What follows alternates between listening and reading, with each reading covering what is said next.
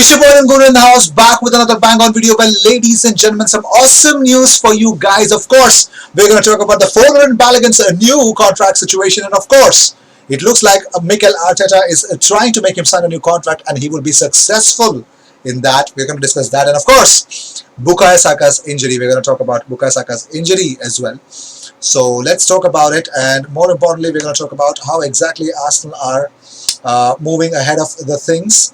And let's talk about straight away. Let's get into it, man. Let's not waste any more time. Martin Keown has opened up about Nicolas Pepe. He says Arsenal's club record signing could have used this opportunity to launch his campaign. Instead, his unprofessional behavior put his team under pressure, and in the end, Mikel Arteta has to be satisfied with earning an away point with 10 men. Now, Keown on Tierney's anger, of course, at the end. This is what Pepe did. And Tierney's anger at the end at Alioski, Keown made some comments about that. He said, Tierney might have felt incensed to see Saka with his arm around Alioski at the end of the game. After what had happened, I would have certainly felt like that if I'd seen one of my teammates practically fraternizing with the enemy. So if it's the enemy, it's the enemy. And Tierney wanted to make a point, and I'm pretty much sure there's nothing wrong with what Tierney has done.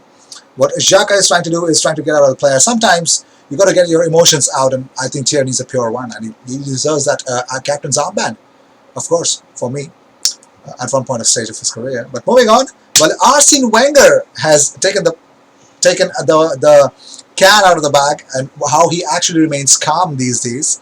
So he says, "I relax by watching other managers suffer, and I think it's your turn, my friend." My oh my days, oh my goodness. Yes, Arsene Wenger, ladies and gentlemen. Papa Wenger, he scores, and he scores bangers only. But moving on, well, Arsenal need to spend again. It's obvious, according to Freddie Ljungberg. So, of course, he was a pundit, and of course, he has some points. He says, it's not easy, like Arteta said. He thinks it's going to be a bit of a roller coaster. If you look at it in the last couple of years, I think they've got good players there. But of course, they need to invest in their squad. It's obvious for everyone to see. I think they did some good business in the centre-back position this summer. But if you look at the big clubs, City or Liverpool, they have top players in certain positions. And he also added, I think you need to give Arteta a bit of time. It's his first job in management. He needs time.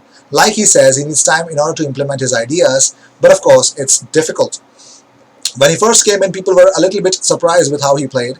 When he went back against the big teams, we used Pierre-Emerick Aubameyang for the counter-attack with opposition fullbacks that were too offensive. What I see now, when you see the Leicester game at the Emirates, they sat back a little bit with not so much space for the fullbacks to run into. I think people have seen how they play. Then it comes to how do you create the chances in a different way. So it's like a writer's block. But moving on, well, they're talking about Bukayo Saka's injury. Mikel Arteta has given a brief update about it. He was asked about it. So he actually seemed pessimistic when discussing Saka's problem. He says, we'll have to assess how bad it is, but it looks a pretty bad challenge, and he was in pain. I believe Saka, it was a direct a bruise. Maybe it would be swollen for a couple of days, maybe. But more importantly, I think Bukayo Saka should be back by next week.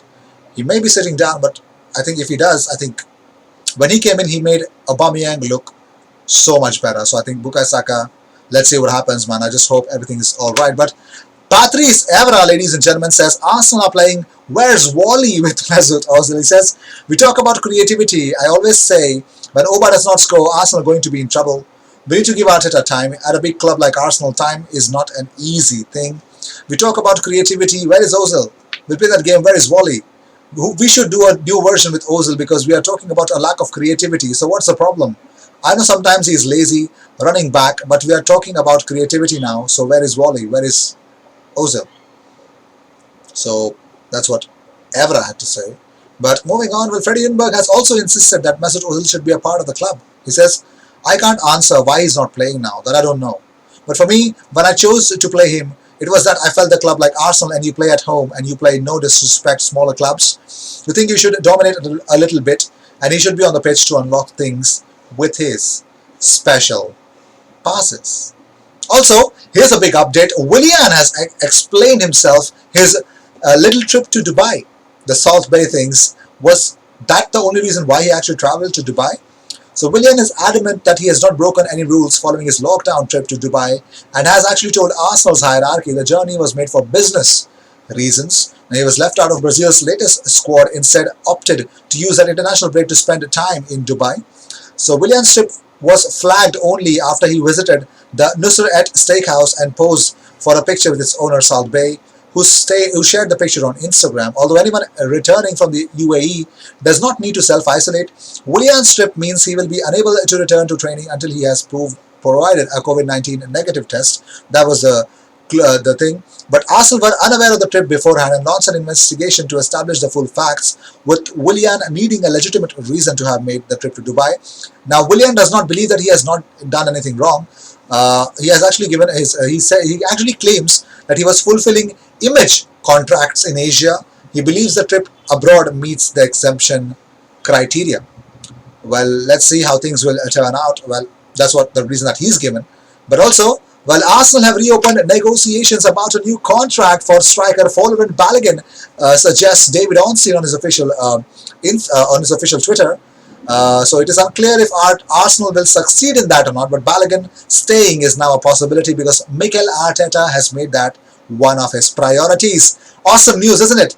But also, sad part, well, Arsenal managers after 29 Premier League matches, Unai Emery had 57 points, Bruce Rioch had 48 points, Arsene Wenger had 48 points, Mikel Arteta 46 points. So it's not going to be that easy for Mikel Arteta to emulate or to create something really beautiful. He needs to show it on the pitch. He needs time. But moving on, well, Tony Adams has opened up about Thomas Partey. He says, bringing Partey in is amazing recruitment. Arteta is doing a fantastic job, but I question recruitment. Willian, Nicolas, Pepe, do we need them? Do we add in the right areas? Do we need a right back? I think Gabriel has been another inclusion that has been brilliant, but I question Emi Martinez, the goalkeeper that we let go. Recruitment is so important.